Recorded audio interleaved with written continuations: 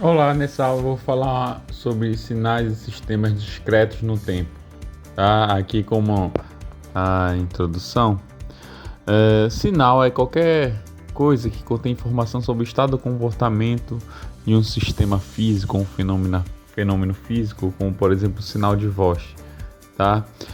Os sinais eles podem ser contínuos e discretos com o tempo.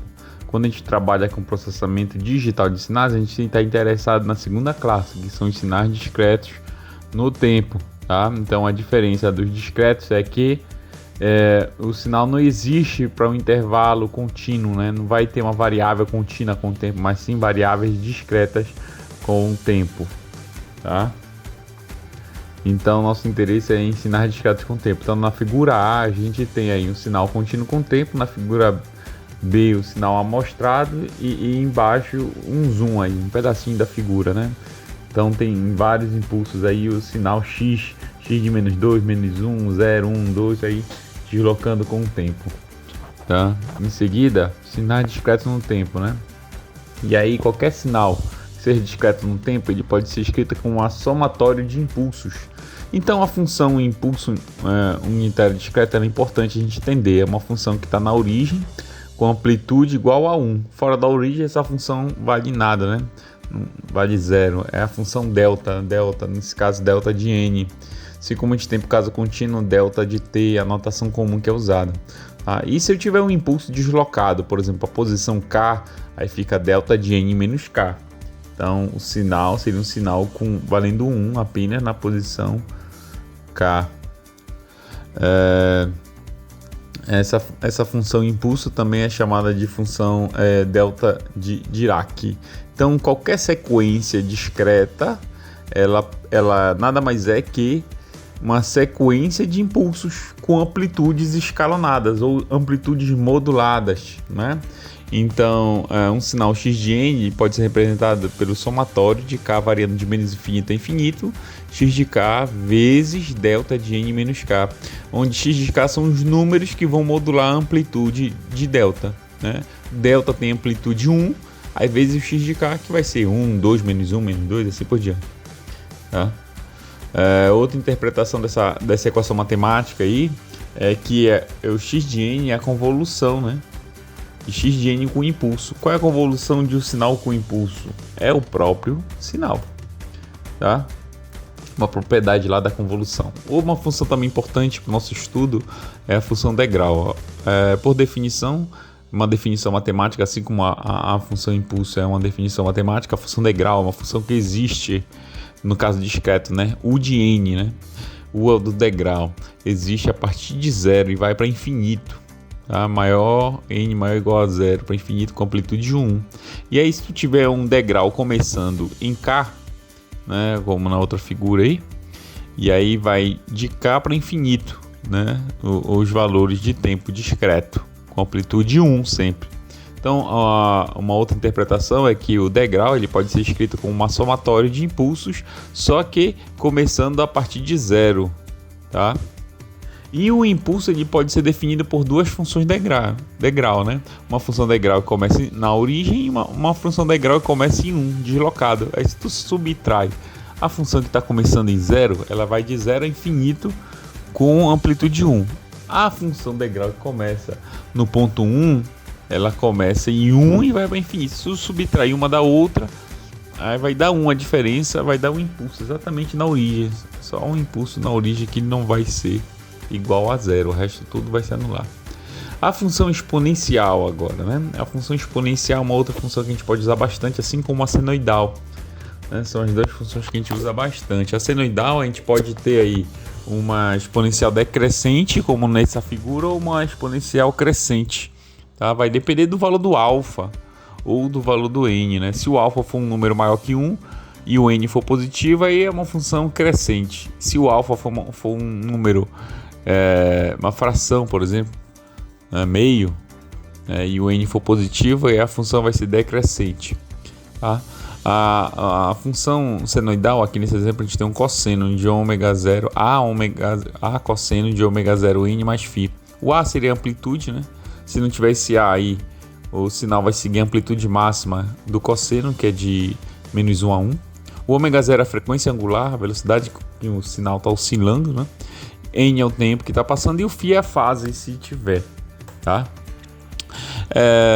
Assim, os sistemas discretos no tempo, eles são definidos por uma operação. Eles são chamados de operadores matemáticos, né? Que eles mapeiam uma entrada para uma determinada saída, ou mapeia a saída a partir de uma entrada, né?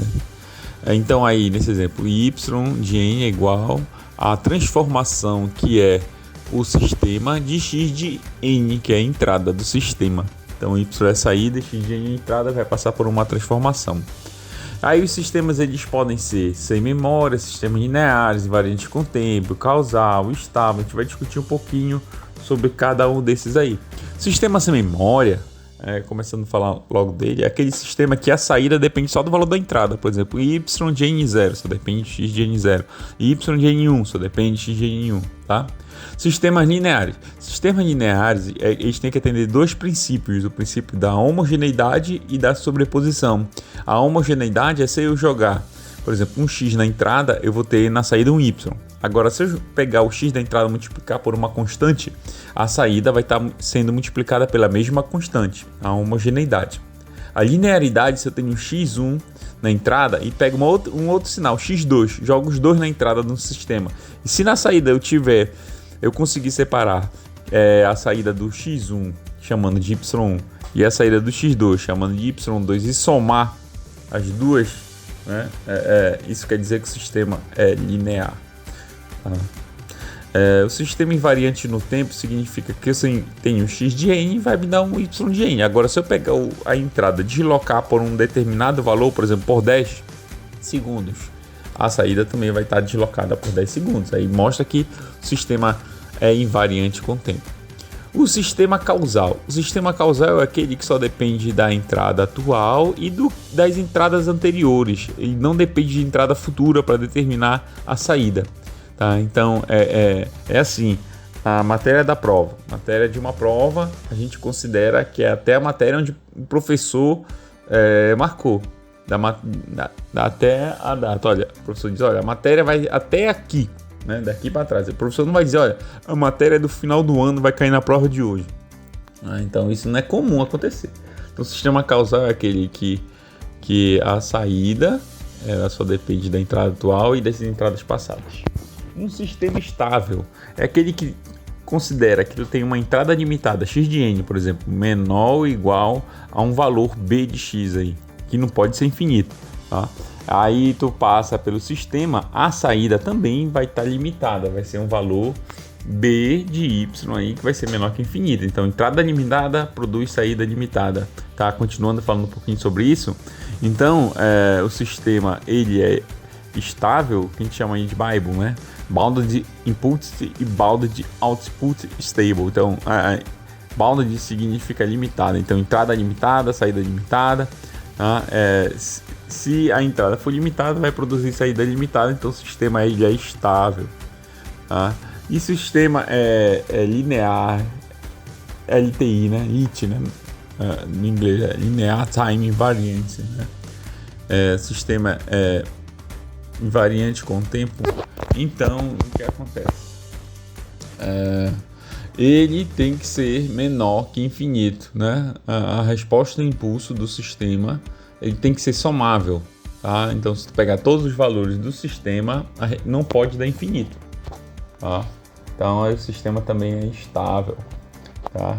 Aí um sistema é assim, né? A questão da sobreposição que eu falei ainda agora. Tu tem x como entrada, y como saída, L é a transformação aí. Então, a saída y é de uma transformação de x. A saída w de n é uma transformação em v de n, que seria uma outra entrada. Se eu pegar as duas entradas simultaneamente e colocar na entrada do sistema e multiplicar por ganhos a e b, como está aí nessa equação matemática, a transformação a de xn mais b de n, tá? Isso vai produzir a saída a de y de n mais b w de n. Então, se eu conseguir que essas entradas, que separadamente x gera na saída y V gera na saída um W, se eu somar as duas e também equivaler, né, às saídas somadas, isso quer dizer que o sistema ele é linear. Tá? Invariante no tempo, eu já expliquei, se eu vario a entrada x, né, em uma variável temporal na entrada x, essa variação temporal vai implicar lá na saída y também. Tá? Resposta ao impulso. Resposta ao impulso é o seguinte: resposta ao impulso é quando eu aplico o impulso na entrada e aí a minha saída com relação ao impulso é a equação matemática do sistema. Então a transformação do impulso vai me dar a resposta ao impulso. Então a resposta ao impulso é quando eu jogo o impulso na entrada do sistema, eu descubro qual é a equação matemática do sistema. Se o impulso é deslocado, a resposta do sistema também, a resposta do impulso do sistema também vai ser deslocado, porque eu estou trabalhando com sistemas lineares invariantes com o tempo. Então a resposta de um sistema ela pode ter duas componentes, uma devido ao estado inicial, por exemplo, o sistema que tem um capacitorzinho lá, aí eu ligo o sistema, eu tenho uma bateria, eu ligo o sistema, aí já tem uma carga inicial, né? Então esse é um exemplo de estado inicial, tá? Pode ter um estado inicial que aí está y de zi, e o sistema pode ser também a uma entrada, tá? Devido a uma entrada, tá? Aí vai ser esse y de z de S. Agora a gente vai fazer a seguinte suposição: considerando que meu estado inicial é zero, ou seja, os sistemas estão descarregados, não tenho nada. Tá? Então, como seria a saída de um sistema devido a uma entrada, né? Então, o y seria a transformação de x de n. X de n ele é um somatório, um sinal discreto, como eu já falei anteriormente, né? De impulsos, né? Onde x vai ser a amplitude dos impulsos. Tá? Quando eu faço essa transformação aí, e aí a transformação de x de n, de m, a letra m aí, são constantes. M são constantes. Então, se o sistema é linear, a constante aparece na saída. E aí vai ficar a transformação do impulso. A transformação do impulso é a resposta ao impulso. E aí eu tenho essa última equação. Y vai ser igual a m, variando de menos infinito a infinito, de x de m, h de n menos m. O nome dessa equação matemática aí é soma de convolução. A soma de convolução é igualzinha à integral de convolução, só que aqui a gente vai trabalhar com sistemas discretos. Então toda vez que eu quiser calcular a saída do sistema no domínio do tempo, eu vou precisar da equação matemática da soma de convolução. Tá? A soma de convolução, a convolução tem a simbologia do asterisco, né? Então x convoluído com h, ou h convoluído com x, né? Tanto faz aí, vai dar y como saída. Aí a gente tem as operações matemáticas, né? Comutativa, a xh, ou h convoluído com x, distributiva, x convoluído com dois sistemas, h1 mais h2, pode ser também. X convoluído com h1 mais x convoluído com h2. E tem aqui a representação em bloco, né, de dois sistemas em cascata. Se tiver dois sistemas em cascata, eles vão equivaler à convolução entre os dois. Se os sistemas estiverem em paralelo, vai equivaler à soma dos dois sistemas. Então isso aí até é importante quando a gente está resolvendo cálculos para determinar a saída a partir de sistemas discretos com o tempo. Como é que se resolve a soma de convolução? Então, nesse slide aqui tem dois sinais com uma animaçãozinha aí para a gente tentar entender, né, como calcular. Primeira coisa, rebater um dos sinais. Tá? Isto é, tu vai escrever o x de menos n ou h de menos n para poder resolver a soma de convolução aí, onde tem esse h de n menos k. De acordo com essa fórmula que está inicial, x de k, h de n menos k, o h que teria que rebater, né? Rebate o sinal em relação ao eixo, o eixo y, né? Aquele eixo vertical. Aí depois a gente vai calcular o y de n, a saída, para cada n de deslocamento de x, né, sobre o h, ou deslocamento de h sobre x. Então, nessa equação principal aí, o x está fixo e o h vai se deslocando. Tá? Então eu tenho x aí, por exemplo, são dois impulsos entre 0 e 1, e o h é o impulso com amplitude 3, né, em 0 e amplitude 2 em 1. E aí, primeira coisa, então, é rebater o H. Então, o 3, que era primeiro, né, ele vai ficar como sendo o segundo sinal. Aí, na figura, a gente rebate o H. E pode ver que o 3, né, vai ficar na frente do 2 agora, tá? Então, toda vez que a gente faz essa soma de convolução, a gente rebate e afasta o sinal lá para menos infinito e vem trazendo aí de lá. Tá? O x está fixo, só em 0 e 1. E aí a gente tem que resolver o produto da sobreposição para cada valor de n. Tá? Então, para n igual a 0, n igual a menos 1, n menos 2, menos 3 e tal. Tá? Então, aí ó, a gente vê que quando n for 0, para n menor ou igual a 0, o y de n vai dar 0, né? Aí quando o n for exatamente 0, são os dois sinais, o x de n vai estar entre 0 e 1 sempre, e o h vai estar em 0 e menos 1. Lembra que eu rebati o h, né? 0 e menos 1. Aí tem uma interseção no ponto 0, que é a amplitude de 3 vezes a amplitude de 1. Aí depois eu dou mais um passo. Y de 1 vai ser o x de 0 com h de 1, vai ser o x de 1 com h de 0 aí num gráfico de sobreposição. Vai ficar 3 vezes 1, 2 vezes 1. Tá? Aí assim por diante, vai caminhando, né? Depois vai ficar 2 vezes 1 aí, ó. Vai estar o x de 1, h de 1. Tá? E aí saiu a sobreposição. Tá? Acabou a sobreposição. Então a soma de convolução eu inverto o sinal.